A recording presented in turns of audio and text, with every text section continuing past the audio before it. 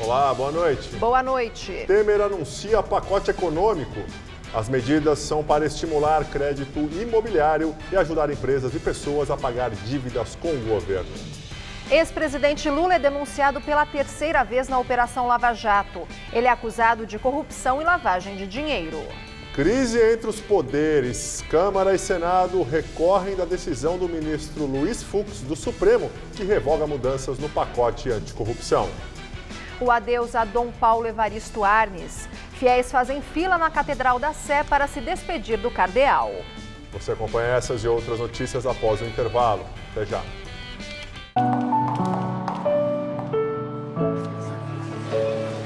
A Fundação Bradesco trabalha para formar cidadãos completos, inspirados pelo conhecimento e pela troca de experiências, levando educação e oportunidades a todos, desde cedo, porque todo final feliz merece um começo feliz. Fundação Bradesco, há 60 anos, usando o poder da educação para transformar vidas.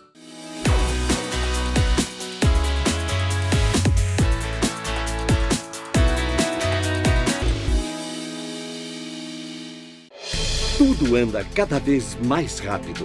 O tempo, as pessoas, as tecnologias. No coração de todas essas transformações, existe um caminho que pode mudar a sua vida. Pós-graduação Casper Libero. 4 cursos que vão acelerar a sua carreira, atualizar os seus conhecimentos e fazer você ser notado no meio de tanto movimento. Pós-graduação Casper Libero. Paixão por comunicação.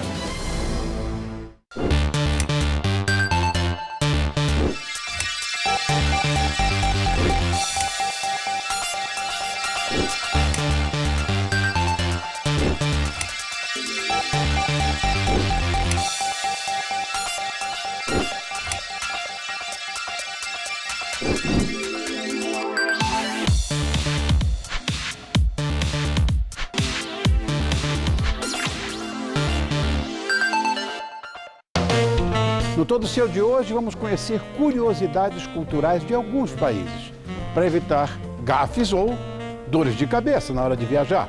Confira ainda as principais notícias dos famosos, um jantar de encher os olhos e a boca. E o som do rapper Hungria, um garoto de 25 anos que já é um grande sucesso em todas as redes sociais. Todo Seu, hoje, 10h30 da noite. Tá faltando você, bem? Tô te esperando.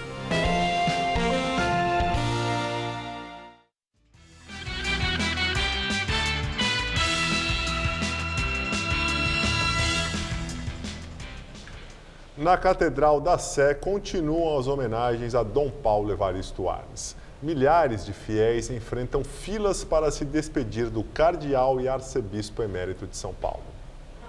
A Catedral da Sé continuava repleta de fiéis no começo da noite.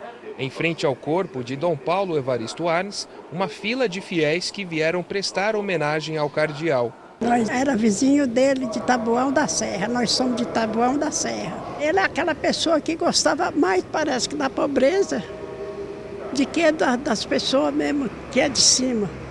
E ele foi importante para a gente demais, em todo sentido. Também compareceram ao velório o presidente da Câmara Municipal de São Paulo, Antônio Donato, e o ex-presidente Lula, que se despediu do cardeal ao lado do padre Júlio Lancelotti, da Pastoral do Povo da Rua.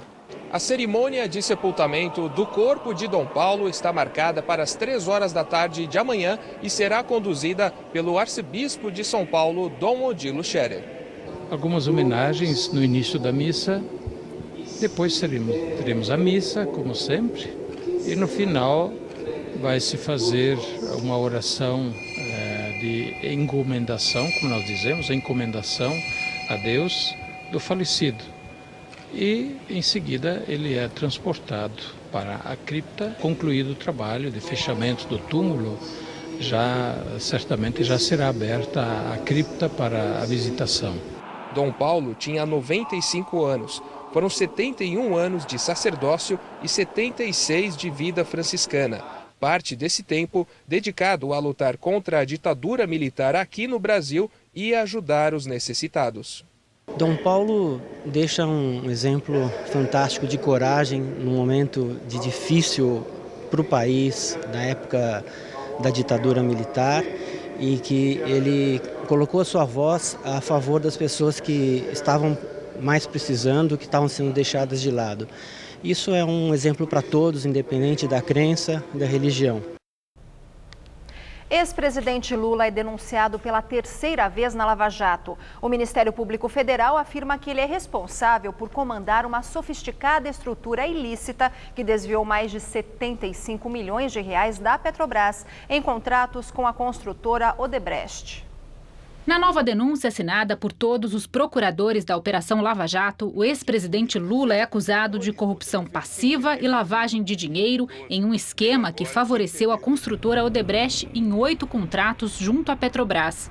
De acordo com o documento do Ministério Público, no vértice do esquema criminoso revelado figurava o então presidente da República, Luiz Inácio Lula da Silva, orquestrando uma sofisticada estrutura ilícita de apoio parlamentar assentada na distribuição de cargos públicos na administração pública federal, como foi o caso das mais importantes diretorias da Petrobras, que geravam recursos que eram repassados para seu enriquecimento ilícito próprio, dos agentes políticos e das próprias agremiações que participavam do loteamento dos cargos públicos.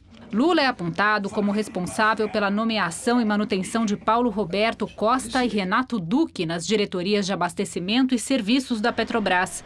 De acordo com as investigações, os dois recebiam e distribuíam a propina, que além do enriquecimento ilícito, garantiu a governabilidade do ex-presidente. Os procuradores apontam que os recursos desviados da estatal eram destinados também a diversos políticos do PT e da base aliada, principalmente integrantes do PP e do PMDB. A propina era de 2% a 3% do valor de cada contrato da Odebrecht com a Petrobras e alcançou o montante total de R$ 75 milhões e 434 mil reais, valor que o Ministério Público Federal quer que o ex-presidente devolva à estatal. Os procuradores da Lava Jato acreditam que parte dos recursos chegou ao ex-presidente Lula de forma disfarçada, em um esquema de lavagem do dinheiro desviado. Esse prédio aqui na Vila Clementino, região nobre de São Paulo, é um exemplo que consta nas investigações. O imóvel foi comprado em 2010 em nome da DAG Construtora com recursos da Odebrecht. Aqui seria a nova sede do Instituto Lula. Até 2012 foram gastos na compra e nas obras que foram feitas no imóvel mais de 12 milhões e 400 mil reais. Parte da propina também teria sido repassada para Lula na compra da cobertura vizinha à residência dele em São Bernardo do Campo, no valor de R$ 504 mil. Segundo o MPF, o imóvel estaria em nome de um testa de ferro e, na tentativa de dissimular o real proprietário, a mulher de Lula, Marisa Letícia, chegou a assinar contrato fictício de locação do imóvel. Além do ex-presidente, também foram denunciadas mais 8 pessoas, entre elas a ex-primeira-dama, o advogado de Lula, Roberto Teixeira, por lavagem de dinheiro, o empresário Marcelo Odebrecht por corrupção ativa e lavagem de dinheiro, o ex-ministro Antônio Palocci por corrupção passiva e lavagem de dinheiro. Segundo a Justiça Federal do Paraná, a ação que envolve o triplex em Guarujá está na fase da marcação de audiências das testemunhas de defesa. Na ação sobre a suposta tentativa de comprar o silêncio de Cerveró, os depoimentos dos réus estão agendados para fevereiro e o processo referente à Operação Janu aguarda a apresentação da defesa. E segundo o jornal Valor Econômico, Marcelo Odebrecht confirmou na delação premiada pagamentos a Lula, inclusive em espécie. A defesa de Lula diz que não comenta a especulação de delação. Com relação à denúncia oferecida hoje pelo Ministério Público Federal, os advogados afirmam que os procuradores, chefiados por Deltan Dallagnol, tinham que inventar uma nova história na sua busca obsessiva de tentar retratar o ex-presidente como responsável pelos desvios na Petrobras. E os advogados do ex-presidente Lula entraram com um pedido de indenização contra o procurador da República e um dos coordenadores da Operação Lava Jato, Deltan Dallagnol. A ação pede o pagamento de R$ 1 milhão por danos morais. Segundo os autores do pedido, o procurador Dallagnol teria promovido ataques à honra, imagem e reputação de Lula durante coletiva de imprensa em setembro, quando foram apresentados os argumentos de denúncia contra ele. Na ocasião, o procurador afirmou que Lula era o comandante máximo do esquema investigado na Operação Lava Jato. Mesa diretora do Senado recorre de decisão do ministro do STF, Luiz Fux, que mandou que tramitação do pacote anticorrupção volte à estaca zero. O presidente do Senado, Renan Calheiros, e da Câmara, Rodrigo Maia, criticaram a liminar de Fux. A decisão também causou reação no Supremo. O pacote anticorrupção já tinha sido aprovado na Câmara no dia 30 de novembro. Os deputados desfiguraram o texto original, que tinha acatado as sugestões do Ministério Público Federal sobre o tema. A aprovação na Câmara teve forte repercussão no Judiciário e no Ministério Público. Isto porque os deputados incluíram no pacote uma emenda que prevê a responsabilização de juízes e membros do Ministério Público. Os procuradores da Lava Jato chegaram a ameaçar a deixar a investigação caso o pacote fosse aprovado. Na decisão liminar, o ministro Luiz Fux disse que a tramitação não respeitou as normas como determina a Constituição. O presidente do Senado, Renan Calheiros, afirmou que a decisão do ministro é indefensável e disse que vai pedir que seja revista. Mas eu considero, e digo isso respeitosamente, uma invasão na competência do Legislativo. Quando isso acontece, diminui a separação dos poderes.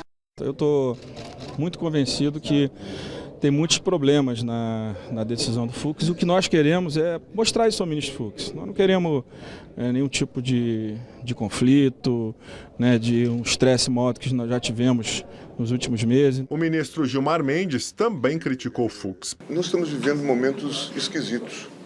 Estamos vivendo momentos esquisitos. A toda hora um surto decisório. Em geral, nós éramos hábitos no processo de conflito e não atores ou causadores de conflito. Fux negou interferência do Judiciário no Legislativo. Inúmeras vezes nós declaramos emendas constitucionais inconstitucionais, declaramos medidas provisórias inconstitucionais, como também nós temos inúmeros julgados no sentido de que toda vez que não se obedece o devido processo legal na elaboração das leis, o parlamentar tem direito de impetrar uma ação do Supremo, que foi o que ocorreu. Hoje, durante sessão no Tribunal Superior Eleitoral, Fux e o ministro Gilmar Mendes bateram boca. Eles não estavam tratando do pacote anticorrupção. A corte discutia a aplicação da lei da ficha limpa em um caso relativo ao município de Abelardo Luz, em Santa Catarina. Agora, discutir que isso é um absurdo, o absurdo está chancelado pelo Supremo. E o direito é aquilo que os tribunais dizem que é. Mendes, então, rebateu. Não, isso não, ministro. Não, ministro. De jeito nenhum. O Supremo Federal. Se o Supremo chancelar absurdos, o Supremo não faz do quadrado redondo. Data vênia, isso não é conceito que se possa sustentar. Nem o Código Fux sustenta isso. E nós não podemos chancelar. E eu mesmo vou defender a insurreição contra esse tipo de jurisprudência. Código Fux é como é conhecido no meio jurídico o novo Código de Processo Civil, que foi coordenado pelo ministro Luiz Fux. O presidente Michel Temer se reuniu com o Procurador-Geral da República, Rodrigo Janot, e almoçou com o ministro Gilmar Mendes, do Supremo Tribunal Federal. O PMDBista também convidou o presidente da Câmara dos Deputados, Rodrigo Maia, do DEM, e do Senado, Renan Calheiros, do PMDB, para uma conversa no Palácio do Planalto. Nas conversas, Temer teria pedido mais diálogo entre os poderes e também demonstrado preocupação com uma piora na atual crise institucional. O receio é que a instabilidade afete o governo federal e a pauta governista. E agora vamos ao comentário de política com José Neumann Pinto. Quando, naquela madrugada, a Câmara votou as 10 medidas contra a corrupção, eu estranhei, porque houve um grande debate, houve audiências públicas, o relatório de Onyx Lorenzoni, na comissão especial, foi aprovado no plenário por 450 votos a 1, quase unanimidade, e, no entanto, foi tudo virado pelo avesso ao longo de emendas do Carlos Marum, do Florense, do PT da Bahia, etc. Pois é, eu não tenho opinião formada a respeito da liminar do ministro Luiz Fux, mas vejo com alguma lógica, não jurídica, apenas a lógica do fato de que se você não vai debater um decreto ou uma lei, como é que isso vai valer, né? Agora, o Renan Calheiros recorreu e vai ser submetido ao plenário. Acho, portanto, completamente fora de sentido a crítica violenta que o colega do Fux, Gilmar Mendes, fez, comparando com o ato institucional número 5, com a ditadura que matou, que prendeu e que torturou, né? Isso é absurdo, acho tão absurdo quanto pedir a volta dos militares ao poder é tratar com desprezo a memória das vítimas da ditadura, como está fazendo o Gilmar Mendes. Vamos esperar para ver o que é que vai dar essa confusão. Terça-feira eu volto aqui, direto ao assunto. Até. Odebrecht emprestou dinheiro para a revista Carta Capital a pedido do ex-ministro Guido Mantega. A informação consta na delação premiada de Paulo Cesena, que foi diretor financeiro da empreiteira e até o mês passado era o presidente da Odebrecht Transporte. Segundo a executiva, a Odebrecht fez 2 empréstimos para a editora Confiança, responsável pela revista Carta Capital. O valor total foi de R$3,5 milhões. O empréstimo foi feito entre 2007 e 2009 a pedido do então ministro da Fazenda, Guido Mantega, do PT. A editora Confiança pertence ao jornalista Mino Carta, diretor de redação da revista, e ao economista Luiz Gonzaga Beluso.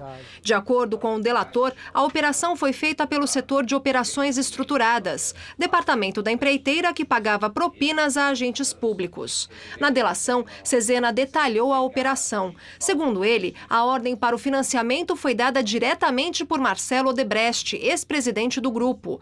O herdeiro da empreiteira teria dito que a revista passava por dificuldades financeiras e que o apoio era um pedido de Guido Mantega. Cesena relatou aos procuradores da Lava Jato que entendeu que o pedido se tratava de interesse do PT, do governo Lula, pois a revista era editada por pessoas ligadas ao partido. De acordo com o ex-diretor da Odebrecht, cerca de 85% do empréstimo já teriam sido quitados pela editora por meio de eventos que tiveram o patrocínio da empreiteira. Em nota, a Carta Capital diz que não existe carimbo em dinheiro e trata-se de má-fé acreditar que o investimento na revista saiu de um departamento de propina e o aplicado nos demais meios de comunicação tem origem lícita.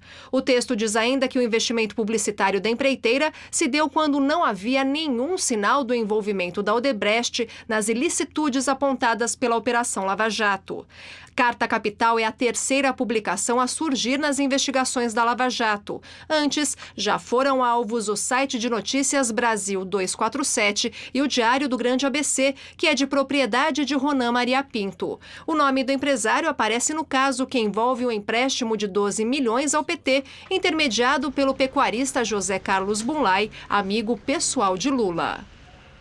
A Comissão de Valores Mobiliários multou em R$500 mil o ex-diretor de marketing do Banco do Brasil, Henrique Pisolato. O ex-diretor foi condenado no processo do mensalão do PT, acusado de ter atuado no desvio de recursos do banco para a DNA Propaganda de Marcos Valério. Pisolato fugiu do Brasil em novembro de 2013, mas foi preso na Itália em 2014 e voltou ao Brasil no ano passado, depois de um processo de extradição. Ele está preso na Papuda, em Brasília. Comissão de Ética da Presidência aprova censura pública ao ex-ministro da Secretaria de Governo, Gedel Vieira Lima. Gedel deixou o governo no mês passado. Ele foi acusado pelo ex-ministro da Cultura, Marcelo Calero, de pressionar para a liberação de um empreendimento de luxo em Salvador. Gedel tem um imóvel no local comprado na planta. A obra foi embargada pelo IPHAN Nacional, órgão vinculado ao Ministério da Cultura. Além de Gedel, Calero disse que foi pressionado ainda pelo presidente da República, Michel Temer, e pelo ministro da Casa Civil, Eliseu Padilha. Temer pediu para que o caso fosse analisado pela Advocacia Geral da União. Segundo Temer, havia um conflito entre órgãos. Alegou que o IPHAN estadual era a favor da liberação do empreendimento e o IPHAN nacional era contra. Segundo a Comissão de Ética, Gedel usou o cargo para atender interesses pessoais, violando o Código da Administração Pública. A pena de censura é uma espécie de repreensão pública e é a punição máxima para uma pessoa de fora da administração pública. No entanto, Gedel não está impedido de exercer novos cargos. Para o relator na comissão, Marcelo Figueiredo, o caso vai deixar uma mancha no currículo de Gedel. O presidente da Comissão de Ética, Mauro Menezes, disse que a decisão do colegiado já foi enviada ao Ministério Público Federal, uma vez que há indícios de que Gedel cometeu irregularidades que podem ser analisadas nas esferas administrativa e penal. O caso é a base de 2 pedidos de impeachment contra Michel Temer no Congresso Nacional. Já sobre uma possível punição ao ex-ministro Calero por ter gravado conversas com ministros, inclusive com Temer, o presidente da Comissão de Ética disse que o caso não foi analisado pelo colegiado porque não houve questionamento sobre o diplomata, mas frisou que já existe um posicionamento do STF de que não há crime em uma pessoa gravar uma conversa na qual ele está participando. Secretário Executivo do Ministério da Saúde, Antônio Carlos Nardi, é alvo da 5ª fase da Operação Pecúlio, que investiga irregularidades cometidas em Foz do Iguaçu, no Paraná. A Polícia Federal cumpriu o mandado de busca e apreensão no endereço dele, em Maringá, e na sede do Conselho Nacional de Secretários Municipais de Saúde, no prédio anexo do Ministério da Saúde, em Brasília. Foram apreendidos documentos de um convênio realizado em dezembro de 2014, época em que Nardi exercia a presidência do colegiado. Segundo o Ministério da Saúde, ele trabalhou normalmente hoje. Vereadores de Foz também foram outros alvos da operação.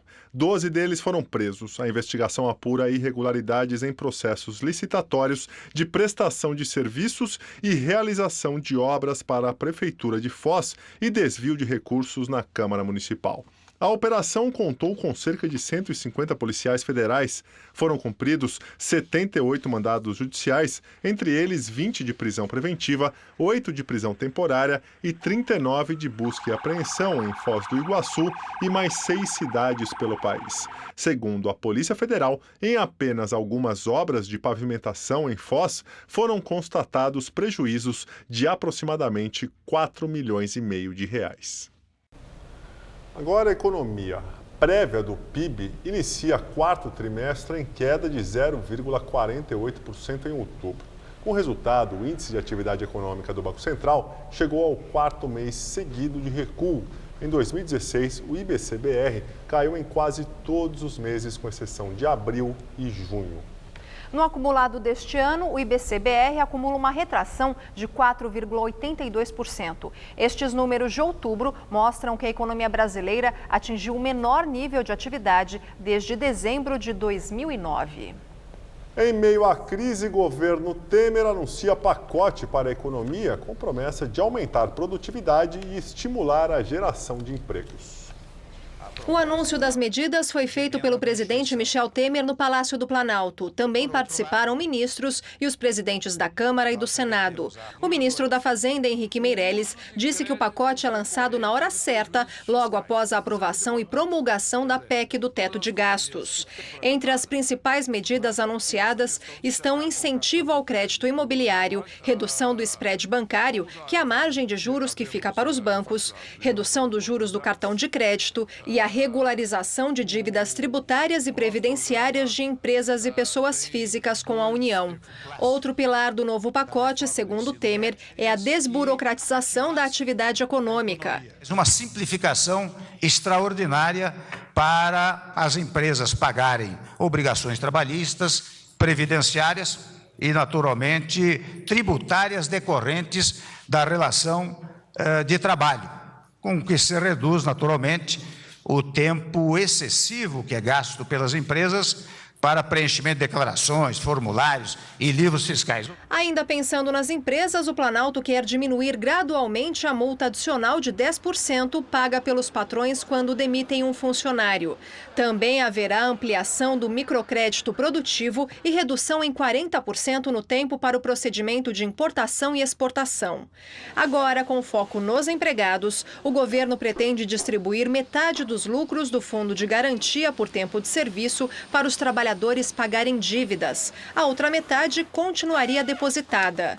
A equipe econômica do Planalto anunciou também como novidade a diferenciação de preços entre os meios de pagamento de compras. Essa medida oferece uma vantagem para o consumidor pagar um preço mais baixo se for pagar à vista, e regularizam a prática, principalmente do pequeno comércio, que nós já sabemos que faz isso mesmo não sendo permitido, o que cria aí uma certa insegurança. O presidente Michel Temer frisou que todas as medidas do pacote serão ainda apreciadas pela equipe econômica do governo e pelo Banco Central e passar pelo Congresso, o que pode gerar mudanças. E agora vamos ao comentário de economia com Denise Campos de Toledo. Os números negativos da economia e a queda de popularidade fizeram o governo se mexer para produzir uma agenda positiva. A intenção é tirar um pouco do foco da crise política, das delações, das medidas impopulares que está tendo de adotar para promover uma reorganização mais efetiva da economia. Não é com o limite de gastos e reforma da Previdência que vai garantir maior apoio da sociedade, apesar de o ajuste das contas ser fundamental se pensarmos em uma recuperação do país no longo prazo. Mas, por enquanto, não temos nada de mais consistente nesse sentido do ajuste, além da PEC dos gastos, e essa agenda positiva pode amenizar alguns problemas mesmo, melhorar um pouco o ambiente de negócios, tirar gargalos que pesam na atividade empresarial, viabilizar o acerto das dívidas, promover alguma desburocratização. O governo acabou tirando para todos os lados. Algumas medidas nem vão valer de imediato. Pode produzir algum efeito sobre o andamento da economia, mas tudo de forma muito moderada. O fato é que a crise vai continuar pesada. O IBCBR, a prévia do PIB do Banco Central, o monitor do PIB da Fundação Getúlio Vargas e o indicador de atividade da Serasa, todos divulgados hoje, foram na mesma direção. A economia levou um novo tombo em outubro, primeiro mês do último trimestre, quando já se contava com alguma reação mais firme da atividade. Tivemos uma nova onda de recessão dentro da própria recessão, o que compromete até as perspectivas para 2017. A situação apertou e no sufoco estão saindo essas medidas microeconômicas cobradas há bastante tempo. Mas a reversão da crise depende mesmo de mudanças mais amplas, macroeconômicas, como um corte mais intenso dos juros pelo Banco Central, a esperada aceleração dos investimentos em infraestrutura, o ajuste fiscal, além, é claro, de um ambiente político que não gere tantas incertezas. Há muito tempo, a crise política e econômica estão de mãos dadas e no que depender das disputas entre os poderes, das delações e da Lava Jato, sem qualquer crítica às investigações, isso não vai mudar tão cedo. Eu volto na segunda. Até lá. O Congresso Nacional aprovou o orçamento para o ano que vem. O projeto prevê um déficit de 139 bilhões de reais para 2017. Agora o texto segue para a sanção do presidente Michel Temer. E o jornal Folha de São Paulo noticiou agora há pouco que o presidente Michel Temer participou de uma reunião de negociação de propina entre membros do PMDB e a Odebrecht em 2010. Segundo o jornal, a informação consta na delação premiada de Márcio Faria, então presidente da Odebrecht Industrial e que também teria participado do encontro. Segundo ele, a negociação ocorreu no escritório de Temer, que na época era deputado federal e candidato a vice na chapa da ex-presidente Dilma Rousseff. Procurado pela Folha, Temer disse que o ex-deputado Eduardo Cunha uma vez levou um empresário no escritório dele, que até pode ser Faria, mas afirmou que não pode garantir. Nós ficamos por aqui. A edição de hoje pode ser vista no site do Jornal da Gazeta. Muito obrigado pela companhia. Tenha uma excelente noite. A gente se vê amanhã. Até amanhã, Lu. Até amanhã, Gabriel. Uma ótima noite para você. E fica agora com o Rony Fon no Todo Seu. Até amanhã.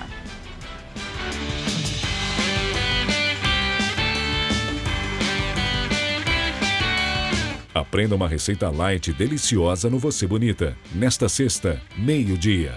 Assista agora. Todo Seu.